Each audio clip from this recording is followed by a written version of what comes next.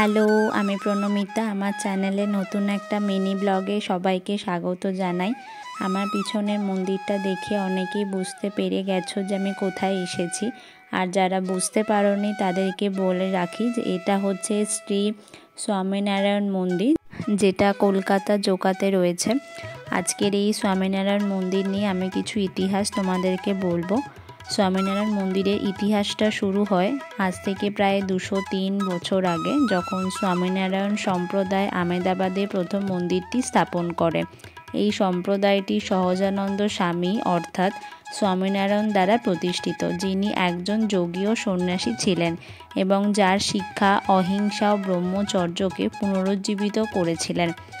প্রথম মন্দির 1822 সালে আহমেদাবাদে ব্রিটিশ সরকার কর্তৃক প্রদত্ত জমিতে প্রথম স্বামীনারায়ণ মন্দিরটি নির্মিত হয়। যোগীজি মহারাজের অনুপ্রেরণায় এবং প্রধান স্বামী মহারাজের তৈরি করা এই মন্দিরটি বিএপিএস দ্বারা নির্মিত এবং এটি বিশ্বের দ্বিতীয় বৃহত্তম বিএপিএস হিন্দু মন্দির, যা দিল্লির অক্ষয়ধামে 2005 সালে উদ্বোধন করা হয়েছিল। তারপর 2014 সালে কলকাতায় শ্রী স্বামীনারায়ণ মন্দিরটি গুজরাতে স্বামীনারায়ণ সম্প্রদায় প্রশাসনবাসী অক্ষর পুরুষোত্তম স্বামীনারায়ণ সংস্থার একটি অংশ। তো ভিডিওটা কেমন লাগলো অবশ্যই তোমরা কমেন্টে জানিও। তাহলে আজকের মতো আসি, টাটা।